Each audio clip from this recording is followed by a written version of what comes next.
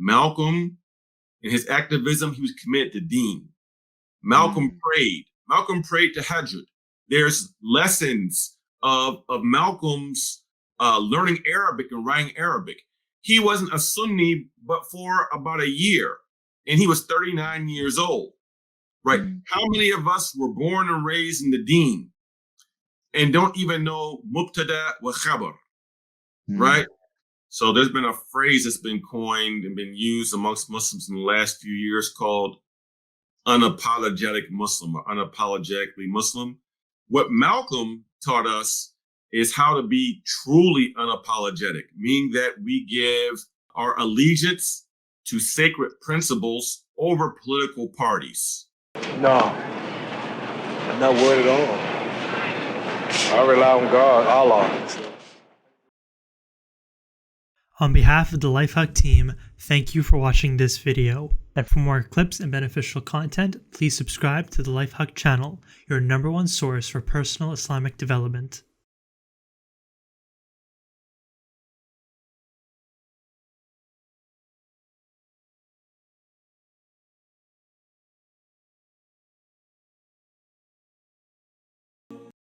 Do you have any thoughts? Did you see that Netflix documentary on who killed Malcolm X?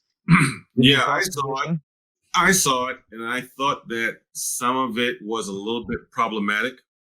I don't know, frankly. I'm not assigning blame to him, but I don't see how you can have a discussion about Malcolm X in that whole scenario and not mention Minister Louis Farrakhan one time. I found it to be extremely odd.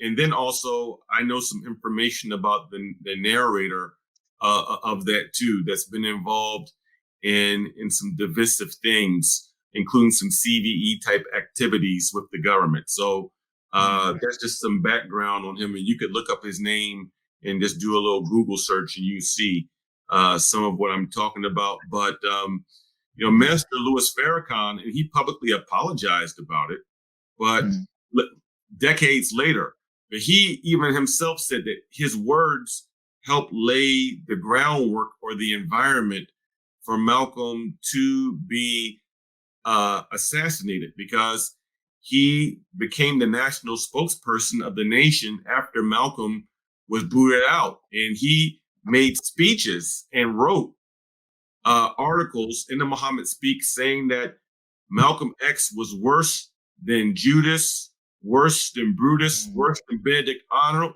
and that someone like him should have his tongue cut out and delivered to the messenger, meaning Elijah Muhammad. That's what Louis Farrakhan preached. That's what he wrote, and that was not mentioned in that Netflix documentary. As much of a consequential figure, he is still in Black America. I found it to be extremely odd, and I'll leave it at that. What are your thoughts on the conclusion that they come to in the documentary? Like, they kind of point to this figure, which I felt it was a little bit strange, because apparently or you have a prime suspect and you don't visit that prime suspect for however long, and you avoid it, and then he's somehow mysteriously then dies before you can meet him or talk to him or whatever. What are your thoughts on how they ended it? Yeah, that guy, well, I mean, I believe it probably did happen that way, but that guy was an informant, and like I knew about that guy long before that documentary came out, right? So it was kind of a known thing, and as you could see, but I had heard of that guy's name, and it was basically known that he was being protected by the government. Also, we knew, and the Shabazz family said for years, that they believed that two of those other people who did prison time were innocent of the crimes that took place. and Talmadge Hayer, who later became a Sunni and publicly repented, mentioned this point. And then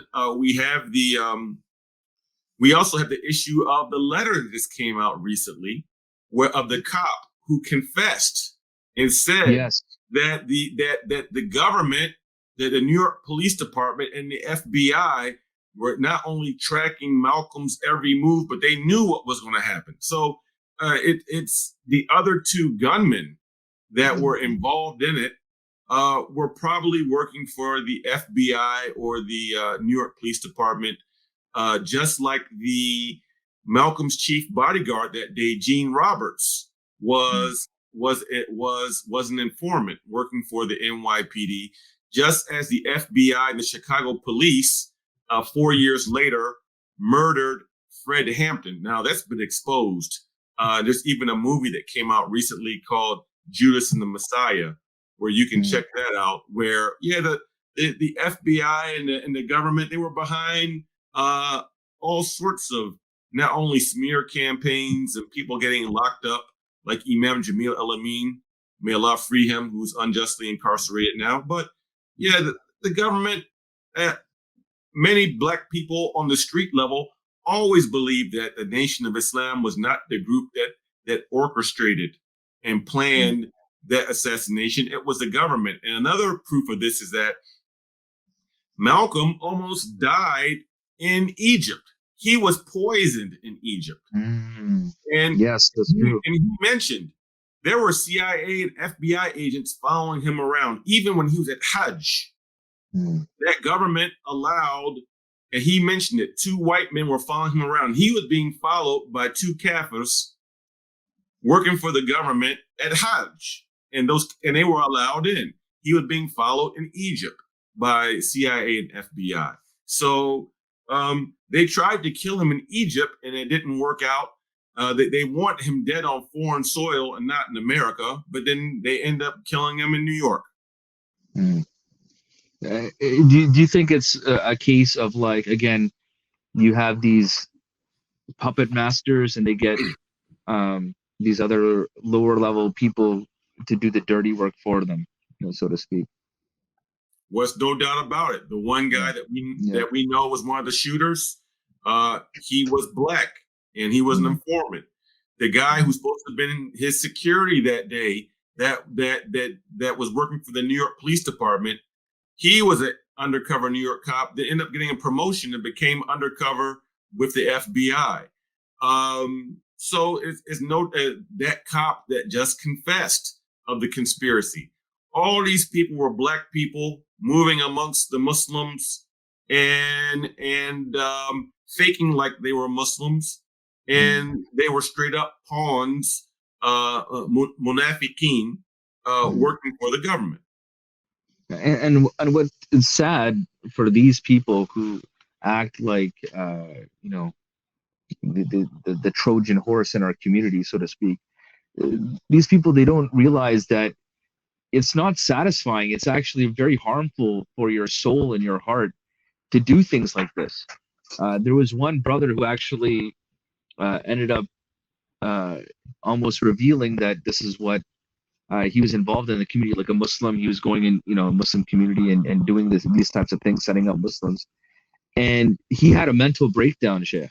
Like, it's not something that brings you inner peace when you're trying to exploit and damage and harm people, because the people think that, the motivator is seeking justice. The motivator isn't justice, it's money. That's what motivates a lot of these people to do what they do.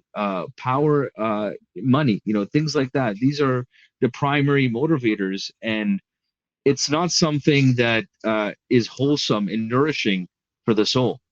That's right. So there's 2 things. So there's 2 different types of informants. I'll mention those, but first there's 2 motivations. Informants are not patriots, and we still have informants amongst us to this day, in the Muslim community and African Americans in general. But there's 2 types. There's 2 motivations for informants.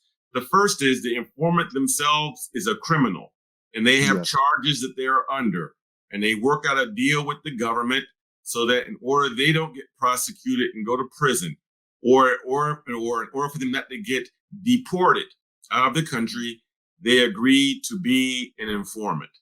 That's the first reason. The second reason is money. That they end up getting paid off and they make it into a career of spying on their own people. And there's two types of informants.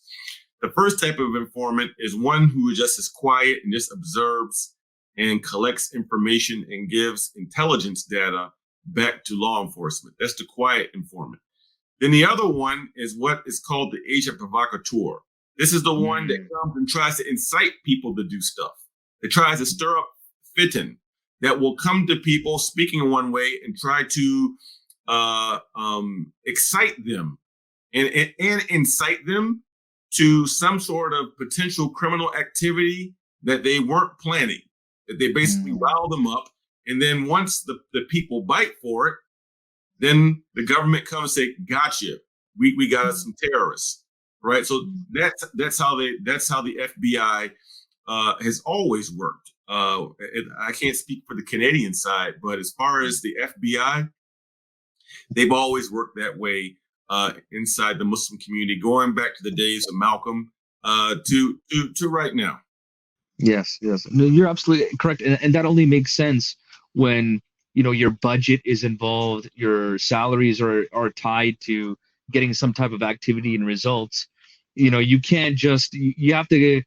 You can't just wait for something to happen. You got to make something happen. That's right. I want to actually end off our session with maybe getting some points of guidance in terms of how we can take some of the strengths or lessons that we learned from Malcolm X in our current day activism and dawah. Like, what can we take from his legacy and apply it today? Because we have our own figures from modern history that we can draw from. And so instead of looking at, some other activists that are oftentimes promoted in the media, how can we take that legacy of Malcolm X and make it our own and use it to give principle and purpose to our dawah? Okay, so I would say two things. So there's been a phrase that's been coined and been used amongst Muslims in the last few years called unapologetic Muslim or unapologetically Muslim.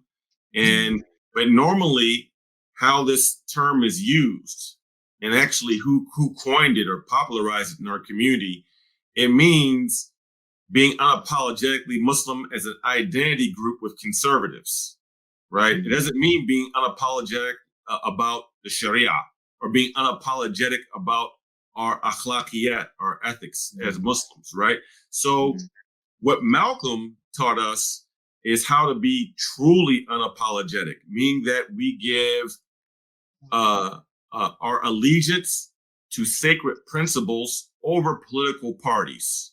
And so he talked about this issue with the wolf and the fox, that the fox were the so-called liberals or progressives, and that was the fox. The wolf on the right was the wolves, right? The right were the wolves, the left were the foxes. And so his position was, we're not supposed to give bay'ah to either group, right? We have our agenda, and then we work with inside of our agenda. And when we can work with people on certain things, it's based upon a narrow scope. It's not that we go around and say we're progressive, we're unapologetic, progressive, Muslim, people of color, intersectional feminists, blah, blah, and all these other things, right? That's not Malcolm. The other thing is that that was Malcolm as far as his socio-political critique. But from hearing stories from the Shabazz family and even what's been preserved and pictures and writings in the Malcolm X Dr. Betty Shabazz Center in Harlem, New York, is that Malcolm, in his activism, he was committed to deen. Malcolm prayed. Malcolm prayed to Hajjud. There's lessons of Malcolm's Arabic lessons, and when he was learning Arabic and writing Arabic. He wasn't a Sunni, but for about a year, and he was 39 years old, right? How many of us were born and raised in the deen and don't even know mubtada wa khabar, right? We don't even know how to read the Quran properly, right? But or we don't make tahajjud. when Malcolm was disciplined, Malcolm prayed the night prayers. Malcolm was a seeker of ilm. He was learning Lughatul Arabiya, right? All of this at 39 years old. So we can see that if we want to be activists and have moral courage, well, there's a spiritual component to it, and that's connecting with Allah subhanahu wa ta'ala, not just praying the 5 fara'id prayers, but standing up at night, breaking our sleep and seeking to learn sacred knowledge, irrespective of how old we are, right? Mm-hmm. And that's probably the greatest inspiration about Malcolm's life to me, is actually the second part. Yeah. No, what you're saying, I think inherently would breed a lot of strength to the dawah. I often, like, when I see brothers, behaving in an immature way, or not taking things seriously, or the dawah seriously, or if you have like organizing for an event or something like that, there's a funny quote from Chris Rock. I just like to say to lighten the mood, but also give a point at the same time. It says, like, you think Malcolm X died so you can walk around looking like a chump? You know what I mean? Yeah. So, like, here was a person that he exudes strength. He took all what anyone and everyone could have used as an excuse to give up, to just let yourself go by the wayside. And he showed that you don't have a college education. Okay, let me copy out the dictionary. There's something that you can do to better yourself, to make yourself stronger. And unfortunately, we get caught up in this shortcut mentality. Oh, somebody else will do that for us, or maybe we can like our way, post and like our way out of this situation. Yeah, so I think, let me add on to that, and it's a very salient point. But despite Malcolm talking about oppression and what white supremacists and the Klan did and the White Citizens Council, despite all of these critiques that he had growing up in a society that was much more overtly racist than it is now, he never used that as an excuse not to improve himself and to strive to do better. He wasn't waiting for anyone to give him freedom, justice, and equality. He wasn't waiting for white folks. He wasn't begging them to give him dignity. He found a way to do it, and he struggled. He didn't make excuses. That's true, and I think that's the part of the balance of Islam, is that one could say you have an oppressive system. Islam isn't, just be resilient, just be patient, and just work on yourself. Or the other extreme, that every excuse of your shortcoming is due to the system. You know what I mean? So it's the balanced approach where I need to have sabr, I need to have istiqamah, I need to be resilient, I have to deal with the ignorance of people. And at the same time, I can try to change the unjust system. I can try to change what's wrong institutionally, or what the prevailing system may be. And so they're not mutually exclusive. That's right. We can do both things. And unfortunately, sometimes that's how we approach problems in our community, right? It's like we can only either do one thing or the other, or we can only pick this issue or that, or we can only, okay, let's just worry about kids and drugs, and we won't worry about racism, or we won't worry about other things. I think we should give ourselves more credit. We can walk and chew bubble gum at the same time, so to speak. That's right. So no, Jazakallah khair, Shaykh. I really enjoyed our conversation. Like, we talked about so many interesting things, and the feedback that we're getting is people are really blown away. I want people to really go out and benefit and purchase this book, Blackness and Islam. Shaykh, where can people purchase this book? You could go to imamghazali.org. That's the El Ghazali Institute. It's also on Amazon.com. You can go get it from there as well. or you also can go to celebratemercy.com, and you can get it from Celebrate Mercy. So those are 3 places you can get it from. Yeah, no, I got my copy from Amazon, so I was able to get it very quickly. All right, Jazakallah khair, Sheikh. I look forward to our future conversations and hopefully being able to get together. Bidnillah, it was a pleasure once again. And I think, Sheikh, somebody proposed this to me, and I'm gonna just put it out there for you, maybe percolate for yourself. But once obviously the pandemic calms down and all of these different things, what might be a good series that we can partner up on is to retrace the steps of Malcolm X when he went for Hajj, kind of go to the different countries and visit different Muslims and talk about that. I think that might be a cool project that we can collaborate upon, inshallah. That could be awesome. That would be awesome. And also, I just got communication today, but Malcolm X Day is May 19th every year, and there's a program, and I was just told from Imam Abdul Khalid in New York that they are going to be having it again this year. So if any of you all are able to get your shot, inshallah, and I'm sure I'll post some information as I get more, but I plan on going to New York and go to Harlem for Malcolm X Day and join the Muslims in New York. There's people from other states normally who travel to New York for Malcolm X Day. So that's kind of an annual thing that we do. So that's something else. And you could meet a couple of Malcolm's daughters. Sister Ilyasa is always there. MashaAllah. And I think that'll be close to the time of Eid as well. Yeah, it'll be after Eid al-Fitr. Yeah, exactly. So, Jazakallah khair, Sheikh.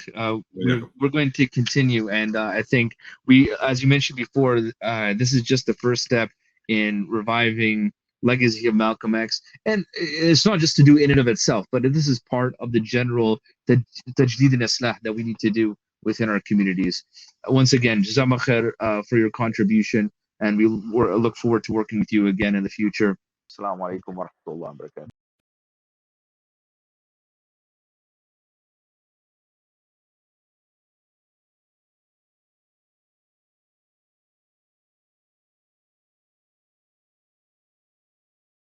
Do I feel that the New York police are providing enough protection, or do I have to have protection of my own? I look for protection from Allah.